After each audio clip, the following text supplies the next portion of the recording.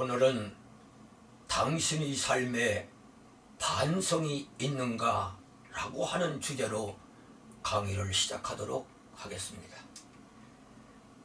반성하지 않는 삶은 살 가치가 없다. 이 말은 서양 철학의 아버지라 불리는 소크라테스가 죽음을 앞둔 재판정에서 한 말입니다. 소크라테스의 제자인 플라톤은 그에 져서 소크라테스의 변론에서 밝힌 말이기도 합니다. 여기 반성이란 의미는 무엇입니까? 자신의 말이나 행동, 생각에 대하여 그 잘못이나 옳고 그름 따위를 스스로 돌이켜 생각한다는 뜻을 가지고 있습니다.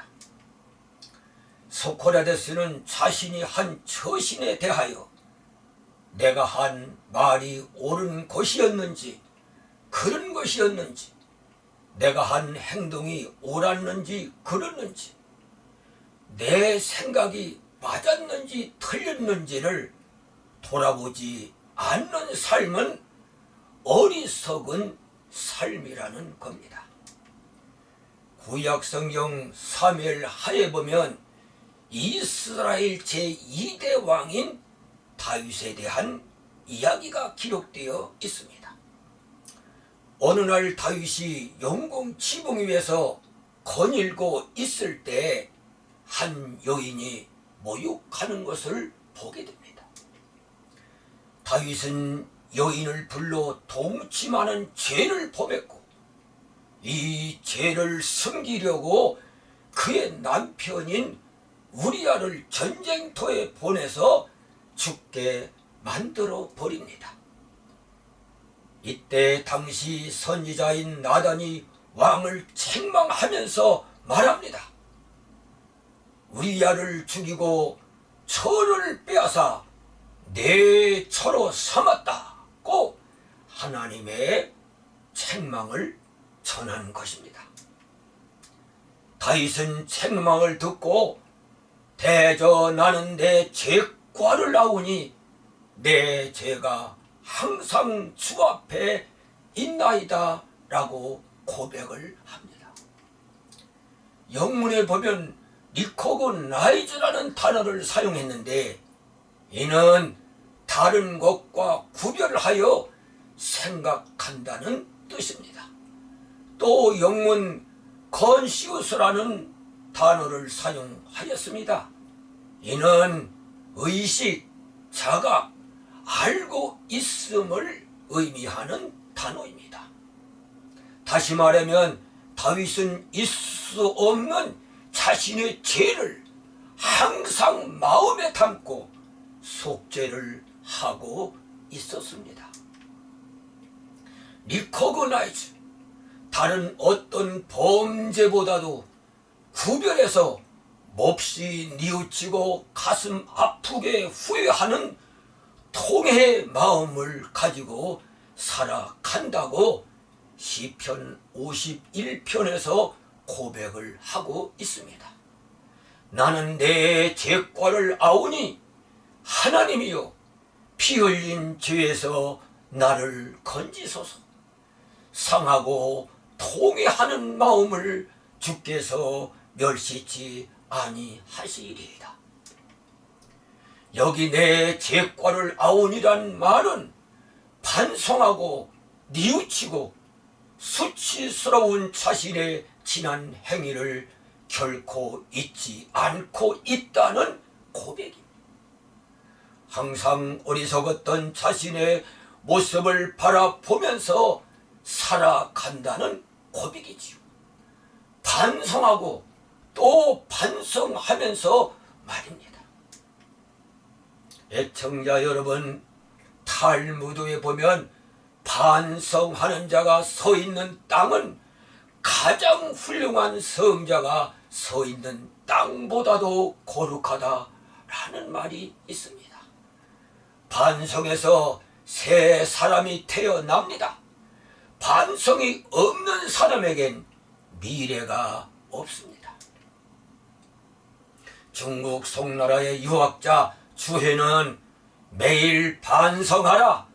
만약 잘못이 있으면 고치고 없으면 더 반성하라고 말하면서 반성하고 또 반성하라고 권면을 하고 있습니다. 논어에 보면 일일삼성이란 말을 잘 아실 겁니다. 반성에서 새 생활이 시작되고 새 사람으로 거듭나게 됩니다. 스페인의 예수의 회원인 그라시아는 말합니다.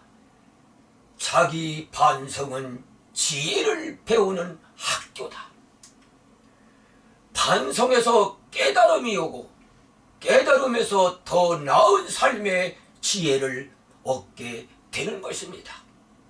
반성이 없는 삶에는 무지에 이르고 결국은 삶을 타락의 나락으로 빠뜨리게 되는 것입니다.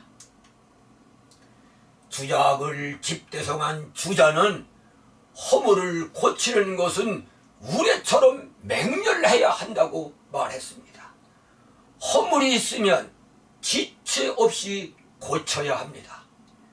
그런데 허물을 고치는 것은 반성 없이는 불가능합니다. 반성이 있어야 자신의 잘못을 알게 되고 잘못을 알게 될 때 비로소 반성하면서 고쳐 나가는 것이죠.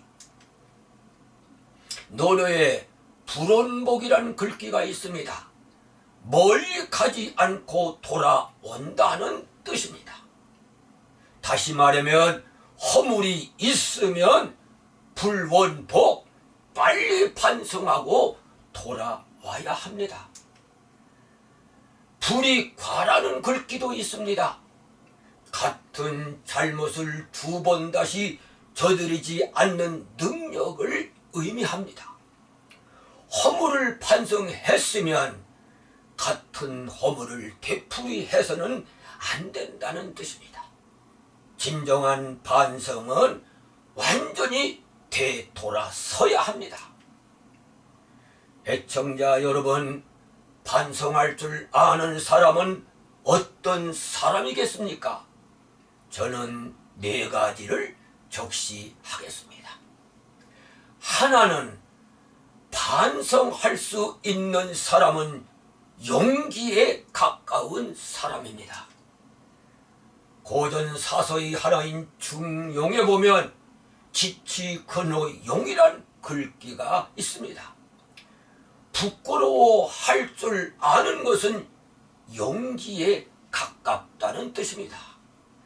반성하고 허물을 인정하는 것은 용기가 없으면 할 수가 없습니다. 하나는 반성할 줄 아는 사람은 새로운 인격으로 태어날 수 있는 아름다운 사람입니다. 정금양옥이란 말이 있습니다. 정교하게 다듬은 금과 아름다운 옥이라는 뜻입니다.